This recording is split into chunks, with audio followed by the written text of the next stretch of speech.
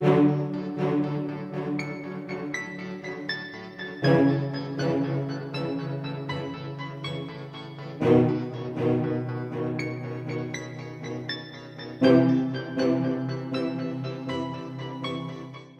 think it came for me because I was at a stage where I'd come out to my teammates and all of the fears that I had about how they would react to me weren't realised, and that was like this massive weight off my shoulders, and I'd never felt more part of the football team than I had in my whole life. And at that point, the fact that there are no openly gay AFL players playing in the elite level, and also learning that young people who are same-sex attracted are significantly more likely to experience a mental health issue or attempt to take their own life than the rest of the community because of the discrimination, the isolation that they face. That kind of made me think about when I was young and struggling to come to terms with who I was, especially in that football environment. And if I had have known of such thing as a gay footballer, or if I had have known that he could be out to his teammates and it wouldn't be a big deal, that would have made a world of difference to me. And so I guess part of my motivation was wanting to be the role model that I wish that I'd had when I was younger. And also it came about at a time when the issue was quite topical in the AFL, because there'd been an incident where a player was heard issuing a homophobic slur to another player, but he got off on a lot lesser penalty than, say, a racist slur. Yeah. So a lot of commentary happening in the game about whether or not homophobia in sledging is fair game. And I thought that my story could lend support to people's understanding around actually the significant impact that homophobic language in particular has on the mental health and well-being of the LGBTI community. It was kind of my first foray into activism when I was at the University of Melbourne, was getting involved in the University of Melbourne Secular Society and helping organise the Global Atheist Convention, where we got authors like Richard Dawkins and Sam Harris and Ayaan Hirsi Ali to come and speak in Melbourne at the convention centre. And my foray into that came about as a result of an exchange trip to the United States when I was in high school. And I was situated in Kansas, which is like the buckle of the Bible Belt. And it was kind of my awakening as to the impact that religion can have on a community when people take it really seriously and literally. You know, when I was there, they voted overwhelmingly to ban same-sex marriage. They introduced intelligent design into the high school biology curriculum. So I was getting thrown all of these questions like, does God exist? Is the Bible true? Does evolution exist? And I kind of really wanted to know the answers to these questions. And that was kind of my path towards discovering science as a tool that we use to discover the reality of the world around us, and the best tool that we have. And so from then, when I came back to Australia, I wanted to connect with other people who were passionate about science, who were passionate about separation of church and state, who wanted to have those conversations about whether or not God existed, because we thought that was a really important conversation to have to then figure out, you know, the ethics of how to live a good life. And so that was really my first ever experience in organising and campaigning. And I was just thrown into a leadership position at the University of Melbourne. I was elected president of the University of Melbourne Secular Society, which was all of a sudden, it gave me the experience of leading people, of speaking to media, of trying to motivate volunteers, that I think really helped later in my life when I started campaigning to the AFL. Well, if you look at the statistics, when it comes to homophobia in sport, I think 80% of people have experienced or witnessed homophobia in a sporting environment.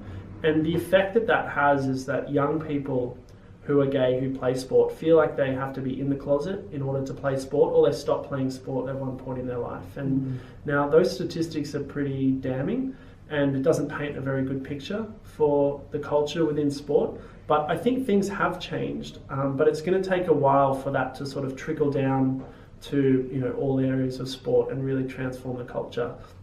I think we've started to see things changing at a national level with the AFL and with certain AFL clubs getting on board with campaigns and having AFL players as spokespersons for national campaigns against homophobia. I think it's starting to break it down, but at the grassroots level, I think there's still a lot of challenges, and it's going to take some time before we, see a real shift in that.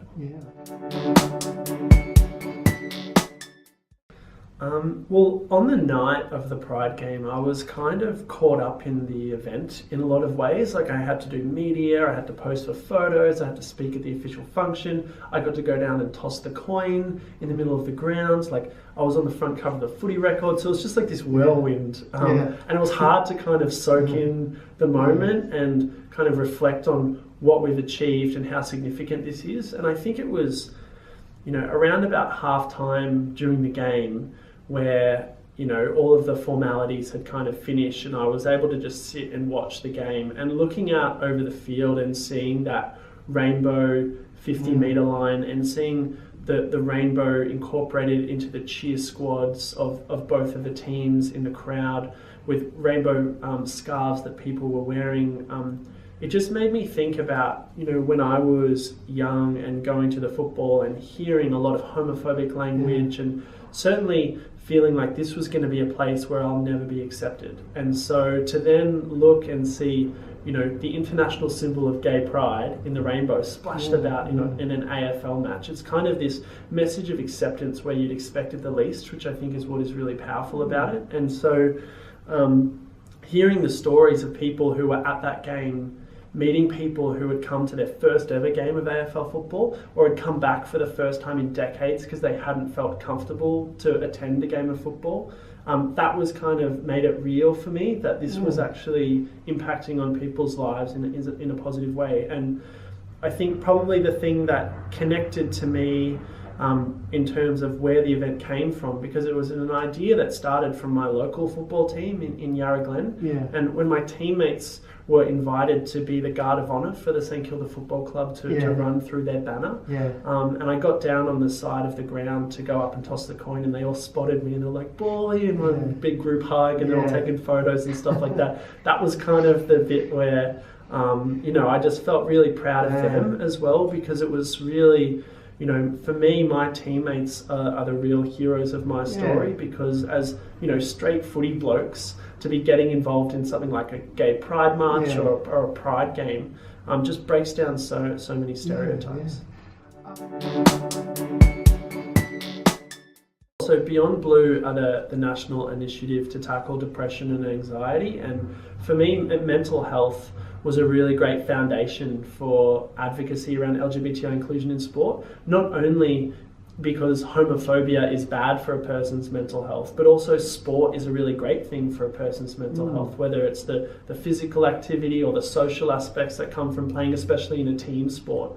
And so to be excluded from that just further compounds the negative mental health outcomes that they already experience. And for Beyond Blue, they've taken it upon themselves to raise awareness about the impact that discrimination has on the mental health and wellbeing of the LGBTI community. And it's important to acknowledge that it's not being gay or being transgender that leads to negative mental health outcomes, but rather that discrimination. And so my story is a way to raise awareness about the impact that homophobic language, for example, has on the mental health and wellbeing of young people who are same-sex attracted and gender diverse. And so for me to go and share my story at an all-boys school, for example, is a great way to connect with a group of people who otherwise wouldn't ever really engage on this issue of sexuality, but so many of them need to hear it because it's actually their behaviour that needs to change.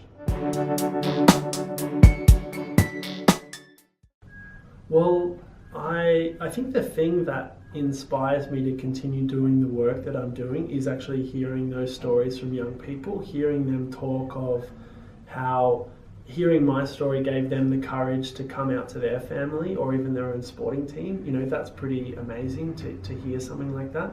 But I'm inspired to see how much good work is happening in our schools at the moment through initiatives like the Safe Schools Coalition, for example. I can't imagine how much better my schooling experience would have been if those programs had have existed. And now to go into schools where they've got 2 students who have transitioned, they've got openly gay people from year 8 to year 12, that's pretty special.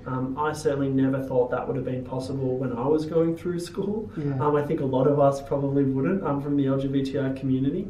And so, it's been an amazing journey. Yeah. And I think the only time that I really sort of had to sit back and was the last school that I spoke to, which was actually Warrnambool College, where I got told that it was the first time that parents were actually given the option to opt their child out of my presentation, because usually I go and just share my story at a school assembly or something, and I found out that out of all the the hundreds of students I was talking to, that 6 were not going to be there because their parents had opted them, which was, I guess, driving home that there's still some really conservative attitudes out there in the community, particularly in regional Victoria. But that was certainly a moment that made me sit back and think, wow, there's still a lot of attitudes that need changing here. Well, I think my message to any person who is from the LGBTI community is, don't be afraid to be who you are, because firstly, you'll be surprised how accepting other people can be when you give them the chance, but also you might find that your coming out is the thing that transforms the attitudes of the people around you, because people who know someone who is gay are significantly less likely to hold discriminatory views or, say, vote against your rights at the ballot box during an election. And so your coming out is actually probably the most powerful thing that you can do. So, as Harvey Milk once said, tell the person, tell your aunts, tell your uncles, tell your extended family, tell your friends, tell your neighbours, because that's actually a really important thing to do. I think when it comes to people who are straight, I'm a firm believer that the key to equality and acceptance for the LGBTI community is actually in the hands of our straight allies. We make up less than 10% of the population, so on our own we're not going to be heard, but it is going to take the friends and the mums and the dads and the friends of the LGBTI community to speak up and get involved for us to really see change.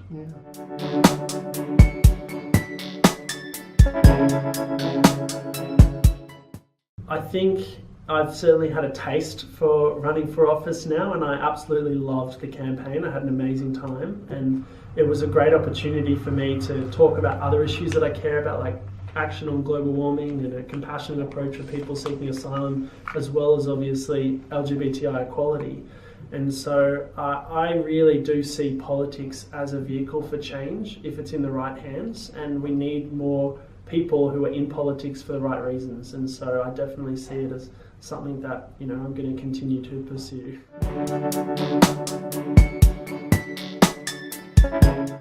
There's been heaps of people, it's almost be too hard to name everyone, but in particular within the AFL world, Matt Finnis, who's the CEO of the St Kilda Football Club, he was formerly the CEO of the AFL Players Association, and it was actually, I met him at Pride March back in 2013, and he just came along because he was interested that I was recruiting AFL players to come and be part of it. And that meeting of him started off, something huge, because it was his invitation for me to speak to AFL draftees at their induction camp that started off the campaign that the AFLPA launched, which included some of the biggest names in the AFL taking a pledge that they wouldn't use homophobic language. And then when Matt went to St Kilda Football Club, he kind of took that agenda with him, and it was his involvement with the Pride Cup that my football club did. He sent a representative from the St Kilda Football Club to go and learn and be part of the committee meetings and organising and planning of that event, so that they could take that initiative to the national level. And so without his sort of leadership and without his support of me throughout this journey from the beginning, I don't think we would have seen the level of success that we have. So he's definitely one that I'd want to thank.